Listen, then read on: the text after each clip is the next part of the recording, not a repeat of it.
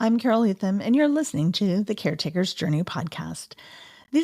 Last week and this week, I'm stepping outside of my normally scheduled interviews, and I'm replaying a couple of interviews simply for the reason that they're ministering to me in this moment. Both of them are interviews that I did in late February and one in early March. Last week, you heard the replay of the interview with Chelsea Olemeyer about the book, Now That She's Gone, Losing Your Mom. This week, I'm replaying a conversation that I had with Dr. Alan Gates about Where is God? A personal discovery through our grief and suffering. And what I love about this conversation is, again, I got it a month before. It was the conversation that I was able to listen to and post within the first few weeks of my mom's passing away. It just amazes me that God knew when I recorded these episodes that my mom was going to be gone when they played, and that I was going to be sitting here a few months later in July, needing the break, needing to listen to them again, and just being touched and moved. So please go back and listen today with me to this conversation that I had with Dr. Alan Gates. I hope that it ministers to you. And thank you so much for being on this journey with me. And I'll be back next week, but stay tuned because the replay will start right now. Hello, I'm Dr. Alan Gates, and you're listening to the Caretakers Journey podcast. Welcome to our meaningful conversation today. We all experience personal tragedy at some point in our lives. The question is, where do we turn for help, encouragement, and support when it comes? My guest today is going to share their own personal journey through grief and suffering. Dr. Alan Gates is a therapist, a graduate school professor, a nationally known speaker, and he was the director of inpatient and intensive outpatient mental health and chemical dependency programs. In his outpatient and private counseling practices, he has walked people through their journey of pain and discovery. And today he's going to talk about his book and his journey, Where is God? A personal discovery of grief and suffering. So welcome to the show, Alan. I'm so excited to dive into this conversation, I think. Thank you, Carole. I think that we both have a lot of experience with this area, and I'm Yeah. glad that we're going to be able to share it with your listeners today. Oh my gosh. Well, listeners, I'm going to let you in on a little secret, and I'm going to ask Alan right before we pushed record. Alan and I were catching up, and Alan, tell us real quickly what your last 5 weeks have looked like. So it's just been brutal in our household. In the last 60 days, my wife's mother died, her father died, and my father has died. So we are in the grief process and processing through and trying to understand the things that God's doing in our lives and asking us to do in terms of helping other people. So Oh this my is gosh. one of the things we get to do, Carole. I love, which I'm kind of tongue in cheek saying that when God decides that we need a real life experience to go along with the conversation that I'm having that week. I have now running on about 2 hours of sleep last night because my mom had a health crisis all the way across in Milwaukee. And so this is a great conversation for us to dive into. So, Alan, we just covered the last 60 days, Yeah. but your book starts off talking about loss. So share with our listeners the story of how the loss kind of originally started for you. Sure. It certainly starts off with a bang because it's a true and a real life story. And that is, I was going through life 30 something years ago when I was a young person. And my wife and I had two sons. One was a kindergartner, and one was a third grader. Going through life, Sunday school teacher, deacon, tither, which of course our pastor loved. And we were just going through life and celebrating life and both active Christians. And one day my wife woke up and she said, I don't feel very well. She was a nurse. So she said, I think I'm going to call our family physician and go see him. So she went to see our family physician and I went to work. And I get a call about mid-morning from my family physician and he says, hey, your wife is so sick that we can't even get her off of the examining table, and we're going to call the ambulance, admit her to the hospital. I'm like, oh goodness. And I just visited with her this morning. This is really strange. So by the end of the day, was admitted to the intensive care unit. And as a nurse admitted to an intensive care unit, you can imagine the care and the questions that we got. She was finally diagnosed with something called uh, uh, respiratory distress syndrome. I'm going to get it out here in a minute. Okay. Adult respiratory distress syndrome. Was admitted to the ICU, and basically her lungs started to freeze up. What they had determined later was that she had contracted some kind of virus. She worked in a lower class ICU, and had contracted some kind of disorder disease. So anyway, in that 20-day process of her being in the intensive care unit, um, she did not get better. And at one point, she said to me, "Let me see my medical records." And so I showed her her medical records, and she said, "Alan, you need to understand, I'm dying." Oh, And I was gosh. like, oh my goodness. And so, the shock began at that point. They ended up medevacing her. We live in Tulsa, Oklahoma. They ended up medevacing her to Little Rock, Arkansas, because they had what's called an ECMO unit. And an ECMO unit is a unit where they hook your blood up and they circulate it outside of your body so that it gives your lungs a chance to breathe. The only ECMO unit within several hundred miles at that point was in a children's hospital. So now we have an adult nurse admitted to a children's hospital. Well, all of the staff came around and asked about her story. So, in my shock and in my craziness, I got to share Christ through her story. However, and I kept thinking, God, this is going to be great.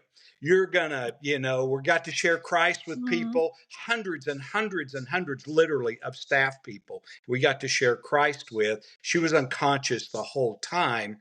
And we got to share who she was and her story. And here's this RN in a children's hospital, and so unusual. And I thought, God, you're just going to work this out. This is going to be great. What a great miracle and story it's going to be. Guess what? She did not survive. She died. Oh, wow. So I began this journey of trying to understand grief in that time. And so um, that's where the book starts, and that's where my journey started several years ago. And it's just been a recovering process because, as we know, grief Hmm. is this normal reaction to loss. Yes. And we all have experienced loss. Matter of fact, the only people that can't experience loss are those that can't understand love and can't experience love. Oh And I, my th- I gosh. think maybe the more we love, Carol, maybe the deeper our loss gets I with think people. I think you're so, so, so right. And one of the things that I've noticed through my own personal journey these past 10 years with my husband is I thought grief only hit you when someone passed away, like you with your wife. But what Sure. I but what I have discovered is that there is a deeper definition of grief that a lot of us don't understand. And you talk about what this looks like in your book. So, will you define what grief is Sure. for us? Absolutely. Grief is this process that the individual goes through after losing something or somebody significant. And the Mm, way I talk about trauma is anything that overwhelms our defense mechanisms, right? So grief can and does happen through loss of job, loss of Mm, finances, loss of physical health, loss of mm, emotional health, as you know and have experienced, loss of mental health. yeah. And so people can experience and do experience grief. And we all have this same common experience because God gave us emotions. And I think God wants us to go ahead and process through those emotions as we walk through this tough thing called grief. Mm. Oh my gosh. And I know as I'm dealing with my mom who's on hospice, I know I'm Hmm. dealing with this grief of losing her. But I've also discovered that in my caretaking journey with my husband and now with my mom, that I'm struggling with grief. And the first time someone said, a therapist said to me, "You are struggling with grief and we need to do some grief work with you." I said, "What do you mean?" And then I started to go home. And in my journal that night, I wrote, the grief of what was lost, meaning Mm, the life that I had before this happened, absolutely.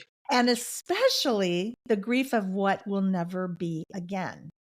And so these are real causes for grief. And I think that there's other listeners out there like me who did not understand that any type of a loss. So let's even take it deeper because you talk about loss and trauma, but Yeah. can like the loss of a job or the loss of a pet? I mean, Yeah.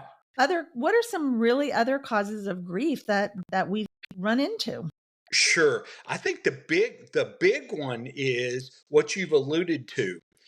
What we lose is not only the present, Mm, but we lose the past in terms of memories and what we had, and we lose the future. So we lose the past, present, and future in yeah. grief. And that whole process obviously can derail us into a lot of different areas. And so that our behaviors sometimes look crazy to other people from the outsiders, and they don't understand, right? I mean, they don't understand what they want, and what other people who love us want for us is they don't know what to say because Yeah. there's no model to talk about grief in our society. There's no model to talk about loss and death. Matter of fact, we have phrases that we use that denies death, like he passed on, or Yeah. they went to the other side, or just that kind of terminology. Right. Secondly, what happens to our friends and relatives is they get in touch with their own mortality when they see us suffering Yeah. through grief, right? And then Mhm. and boy, do they become afraid of our intense emotions. I know I became afraid of my intense emotions, and other people certainly do become Uh, afraid of mine. And they want to help, right, Carol? But they're yeah. powerless. They're Yeah. powerless. And and then they want to give us these, easy answers to these complicated life struggles, like, "Oh, I know why your husband has mental illness, because he X," right? Whatever X Yeah. was. He didn't take enough vitamins, or he Uh, he stumbled and fell, or the grass grew and he got some kind of horrible allergy, and then he got mental illness. I mean, Carol, you've heard all of those I kinds of know. things I've about your heard them husband. all. Yeah, yeah. But I think the key is what you wrote in your book, and that was being awake in the middle of a nightmare. I think that really, Carol, talks about this whole process in a very short sentence. You were able to capture all of these pieces and put that together. And that's what it feels like. And last night we had a rough night with my mom. I'm here in California. She's in Milwaukee. They didn't follow the protocol at the apartment complex where she lives. So she ended Yep. up in the ER.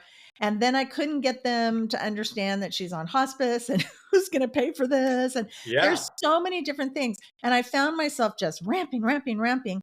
And then I thought, you know what? If I don't find something to get the pressure out of my system, and I'm not going to go back to sleep. So I went in the living room and I turned on this psychotic thriller that you have. I know. And I sat there for 2 hours watching this show because I had made a commitment to my son that I would watch it. And it's weird, but it was exactly what I needed because I had to pay. And then when I got done, I thought, that didn't really help because, as you say, I feel like I'm in a nightmare and I can't just get in the car and go fix it. Yeah. No. Yeah. And that's how it is with the mental health. That's how it is with Yeah. physical health. That's how it is with your wife. And Yeah. so, sometimes it comes down to making a choice. And that's the next thing I want to talk about, because in your book, you write, Yeah. as one experiences the losses in life, we must make a choice. And that's what I talk about a lot, the choice to find joy. And the choice is usually found, you write, in questions. So Mm-hmm. what are some of those questions that you use or you have used to try and make sense of the grief journey you're walking through? Right. So the title, that's why I called the title of the book, Where's God? The Grief Journey. Because as Christians, we begin to question our faith. We begin to question God. Mm-hmm. We start through this process, and they talk. A therapist talk about stages of grief. I don't happen to believe that there are stages of grief. I think there are cycles in grief. Yeah. I think there are roller coasters in grief. I think there are circles in grief, and I think we can even be in several stages at the same time in our grieving. But we begin to question God, and I think that's normal. I think that's helpful, actually. Because God can handle it. And we begin to think, does he exist? Or if he exists, can he really take control of the things that are happening to me? But what we know, and Carole, what you have experienced and what you've written about in Find Joy, is that God does exist. Yeah. He's aware of our circumstances, and he walks through it with us. Yeah. Right.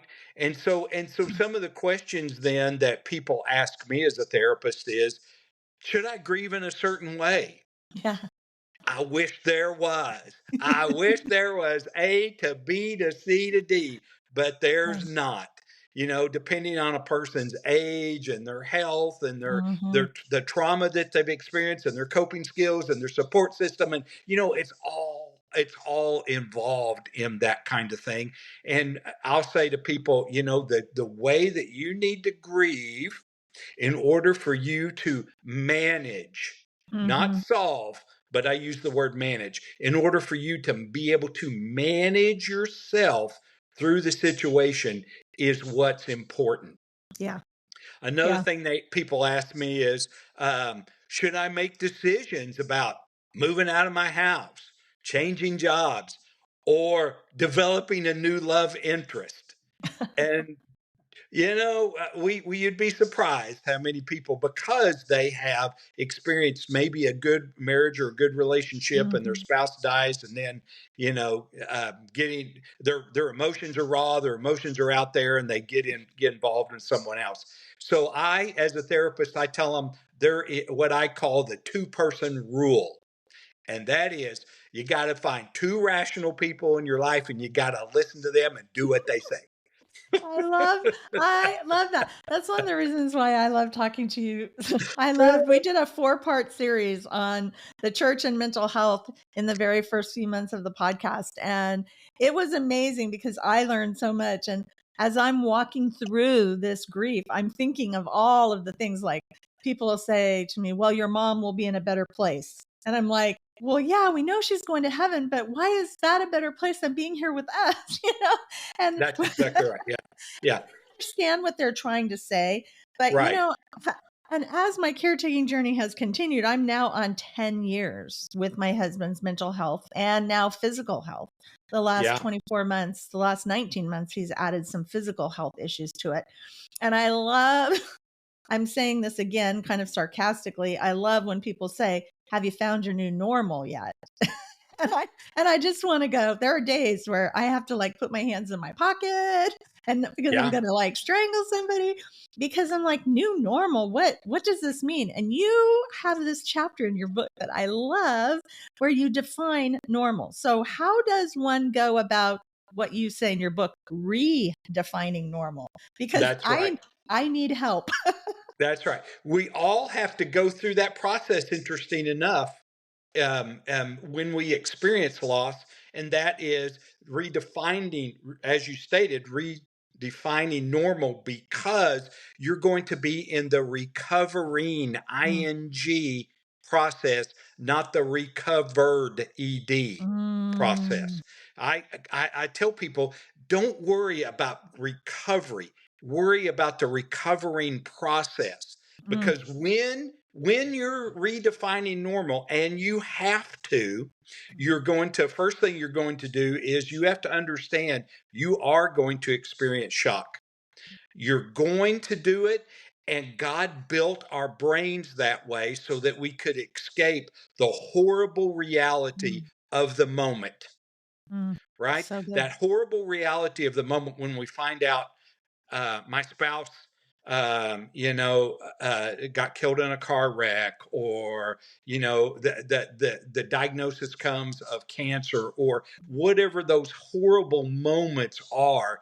God has built us so that we don't get to, and we don't have to experience all of the flooding of emotions that happens at once. Because I think we would just explode at that point, and I'm saying that emotionally, we would just Mhm, not be able to work through that process. So we're going to redefining normal. You got to say, okay, I'm going to experience shock, and that's okay. God's built me that way. Secondly, you're going to experience denial mm, in this process. You will, because you can't admit to the total reality of the situation. You would decide not to go on with your life if you take a look at things the way that they are or presented. Because what do? You project into the future, and you mhm. say, oh no, I can't do it. I can't do it that way. Right? So you're Yeah. going to experience this thing called shock. You're going to experience this thing called denial. And unfortunately, or fortunately, God allows us to experience anger at Him. Mhm. He does. Yep. And that comes back at times. A lot of times we experience that anger, those emotions, those powerful things that He's given us. So shock and denial and anger, and you're going to experience sadness, and you're going to experience anxious thoughts. Now, we need to make a distinction between depression and sadness, Mhm. and Please, anxiety and anxious thoughts, because please. they're different things, right? Yes. Depression is a diagnosis, it is a mental illness, it is not sadness. Sadness is appropriate in the grieving process. Depression, again, is a disorder. And I just say to people, and unfortunately, I probably say this to my pastor too many times, don't get up there and say you're depressed. That's not what you are. You are sad. You're having Yes. sadness. We all have sadness moments. You're not having depression. That's a disorder. Don't get up there and say you have anxiety. You do not have anxiety. You have anxious thoughts. You have worrisome thoughts. So I make a big deal about that to people, because I think folks need to know that that's a normal experience: sadness and worrisome thoughts. You're going to Oh. feel guilt. You are absolutely going to feel guilt when you experience loss. In my situation with my first wife, I had a kindergartner and a third grader, and I said to God, "You got the wrong one. I am not equipped to take care of a kindergartner and a third grader, God." Matter of fact, it's a quick funny story. Pat, my wife now, when she married, she said, when she married me, she told everybody that all of our clothes were gray, because I would just throw colors and whites in and wash them and dry them in the same thing, right? Because I just wasn't Oh. equipped. I wasn't. I wasn't equipped to be able to be a single parent. And fortunately, God relieved me of that responsibility. But I felt a lot of guilt. I Oh. felt a lot of guilt about, even though I obviously didn't create her disorder or cause her death. And I think we do that, right? I mean, we feel Mm, guilt when our loved one has mental illness. Like, yeah. what did we do? What did we Oh, do wrong? What did we not do, Carol? I mean, right. I'm sure, and you talked about that in your book. Yeah. What did I do that created this? Oh, absolutely. Oh, absolutely. And I think that one of the things I've discovered in the last 10 years on this journey, and it works with grief, and it probably works with people who are suffering loss as well, as because mental illness, I love how we're kind of you're a person, and so Yeah, loss is loss. And yeah, whatever, we're not talking about the reasons for the loss, we're talking about the loss. And one right. of the things that I have said over and over and over is that every caregiver, because that's who I generally speak to, but it could be true for anyone who suffers loss. All of our journeys of loss or caregiving are going to look different because there is Yes, no blueprint of how to get through it. right. But we all have the same needs. And Yeah. so we all have the same needs. And I love when you talk about the roller coaster because that is what it feels like. Oh I man, yeah. can't I cannot ride roller coasters because I have severe motion sickness. And so I have to take medicine to swim. That's how bad my motion sickness is. Whoa. Okay. And but my life sometimes as a caretaker I can get that same feeling of just being on a roller coaster because I feel like sometimes so many things are coming at me so quickly and so differently that I can't feel it. I can't figure out how to deal with it. And I love when you said there's a difference between anxiety and anxious thoughts Yeah. Yeah. because we need to make that distinction. Absolutely. And what you've just touched on is in redefining normal is your questions are not always going to be answered. That's right. And that's what you said. Basically is, look, I've got all these questions. I've never done this before. For example, I've never done caretaking before. How do I do this? Am I doing it right? How did this happen? How am I going to get moving forward? What do I do with my loneliness? And the big one, what's my story now?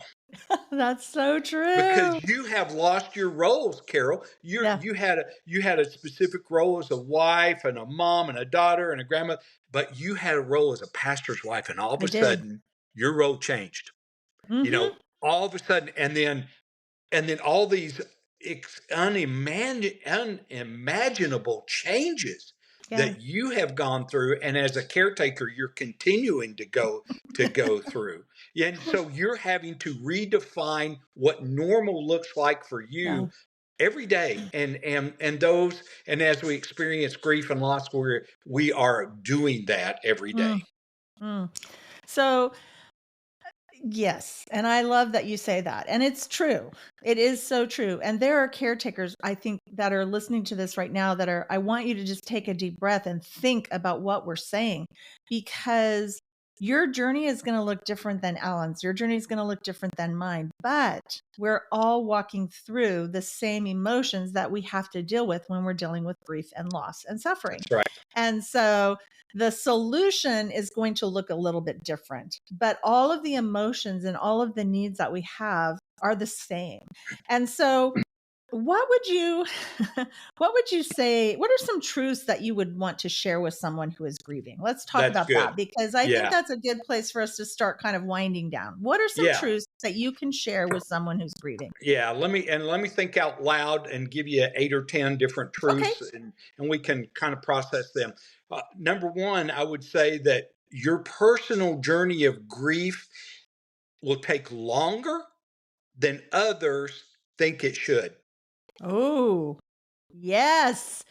Oh, good. Yes. I like Because that. they want you to get over it, and they don't say it, but suck it up, get over it, pull yourself up by your bootstraps. Let's go. You've got other children. You have a good life. So, I mean, it's the strangest thing that happens how other people want you to get through it again because they have to face their own mortality. I would say, secondly, you're going to have good days and bad days. Oh, And amen. and when you have a good day, don't be afraid to experience it. Mm. It doesn't mean you're over it. It doesn't mean you're over the death of your spouse. It doesn't mean you're over whatever it is.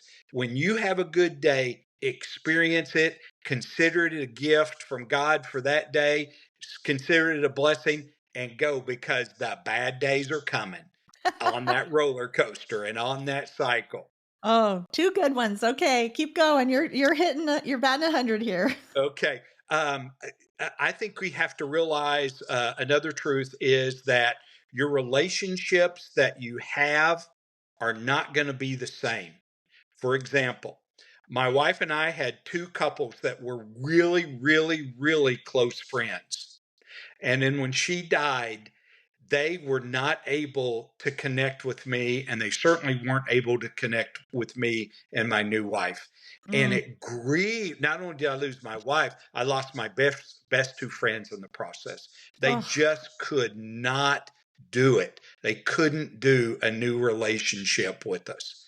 And so your present relationships are just not going to be the same. It's not going to be the same with family members, Oh my gosh, that is so right? true, and I'm thinking right now about a couple of friends who didn't like the way or the choices that I was making when Yeah. we were dealing with in the early days of my husband's mental illness diagnosis, and they didn't like how transparent, how I talked about it all the time. It made them uncomfortable, and I remember the day that I texted a friend and I was blocked. Wow. And I was like, Yeah. "Oh my gosh." And Yeah. I think it took me a while to understand what you're just saying, because it's when we get into these rhythms of what is comfortable and what is normal in our friendships. And then when my husband began to struggle and everything changed, his personality changed a little bit, which made it Sure. really difficult for the couple friends that we had. And then all of a sudden you wake up one day and you go, what happened to our nucleus of friends? And then there were the new people that came in who tried to help too much and Yeah. tried to tell me what to do. Sure. And when you don't do what they think, then they're like, well, you don't care what I think. And I'm like, well, it's not that I don't care what you think. It's that you're not living in the house and you don't see the dynamics. And I think it's so, so true. The relationships that we have will never be the same. Never be the same. I think maybe another one is you're going to think that this process is so unfair, and you're going to question God. And Absolutely. you know what? It's unfair. I tell you, and I'm questioning God when that happens. Oh, But I that's tell the you, truth.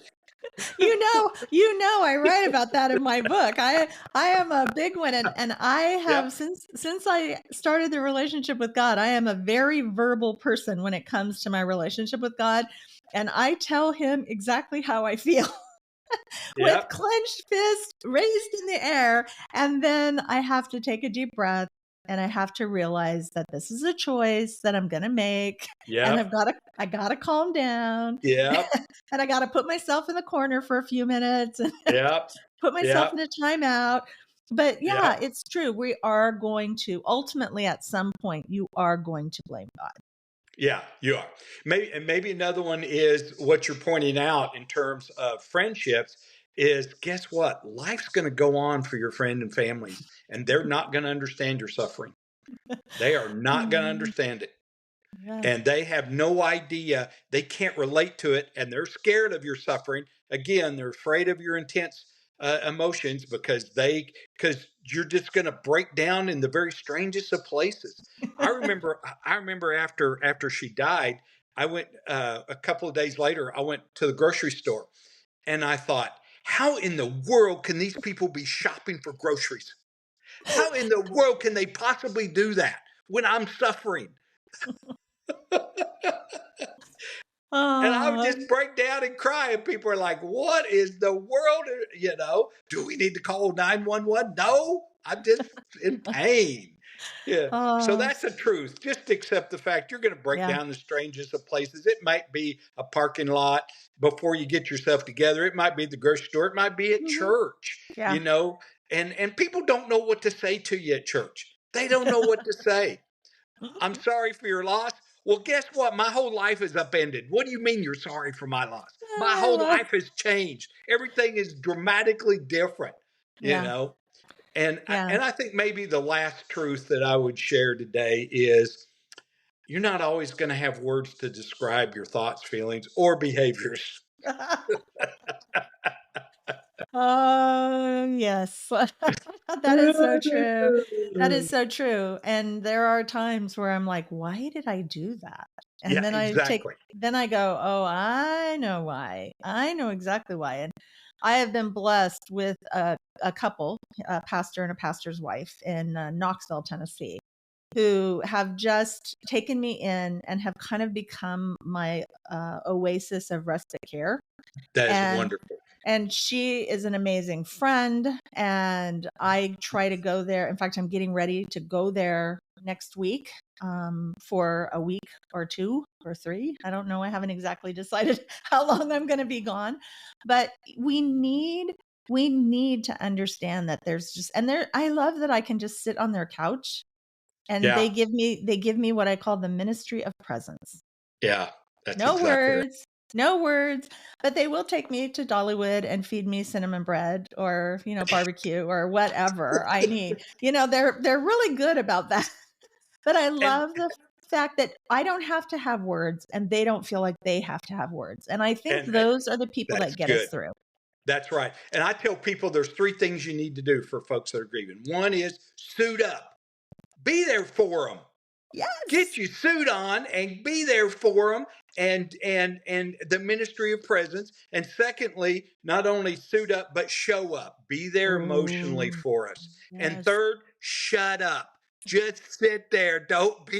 You don't have to say anything to me. Just let me talk or let me be. Okay, there you go. We've got suit up, show up, and shut up. Shut up. I love that. I love that so much. So, is there a last thought that you would like to leave with our listeners about where is God in their own personal journeys of grief and suffering? Yeah, get with other people. Be careful about isolating. Oh, Isolating doesn't do you any good. Loneliness doesn't do you any good. Focus on self care, physical, emotional, relational, spiritual. Get self care going. And then, quite frankly, stop asking why. oh, that's so good. I talk about that because I don't ask why anymore. I Yep. just say, okay, this is happening. Now, what do I do? And Yes. even this morning, I was having to give myself that little self-talk at 3 o'clock in the morning when I can't do anything. I can't go to the hospital in Milwaukee and drive my mom back to her apartment. I can't, I'm physically unable to do anything. And I'm sitting there stewing. And I'm like, why? And the minute I heard that in my head, I stopped and I went, okay, wrong question. Good. Questions Wrong. are good. But why is the wrong question? How is the right Yes. question? Yes. How do Yes. I move forward? Yes. Or what I say is, what do I do now? And then That's good too. God says to me, you will know what to do when you get there. Just take a deep breath and keep watching your psycho thriller. Yeah, it's perfect. It's called distractions. That's It's called distractions, and that's exactly what you should have. Oh, I love it. Alan, it's always a joy and a pleasure Thank to you, talk to Carol. you. So how can our listeners get in touch with you? The best thing to do is to email me, and that is Gates 1955 at gmail.com. And I promise you I will return your email. I will put that in the show notes. And I will Okay. tell you, listeners, he does return his emails. So if you have questions, you have thoughts, you can either reach out to me and I will forward them, or I will put his email in the show notes. So I just want to thank you, Alan, for joining me today. Your book has been helpful for me as I navigate my own grief and loss. And listeners, I hope that you have been encouraged by our conversation today. And I want you to know that I appreciate every single one of you. And I pray for you daily. Every day, I go through the list of where, in what countries you are in, what cities you are in, and I pray. I don't know you, but God knows who you are. And I just want you to know that you are part of the Caretakers Journey community. So thank you. And thank you for those of you who have reached out in the last few months. I've had some wonderful emails of encouragement, and that means so much. If you know a caretaker, will you share the show with them? Because this is how other caretakers find us, is word of mouth. Or if you haven't, subscribe or follow the show, because that also puts us in the algorithm so other caretakers searching can find us. If you want to connect with me, email is the best, as with Alan. And yes, I answer too. And also, I want you to sign up. There's a little button on my website homepage that says stay connected. So sign up there, because I'm beginning a weekly newsletter soon. And there's going to be all kinds of fun encouragement, inspiration, book suggestions, because now I have so many incredible books that people have written. And many fun things are going to be coming in the rest of this year. I will be back next week for another meaningful conversation about what it looks like to be on the caretaker's journey. And until then, it's all about him.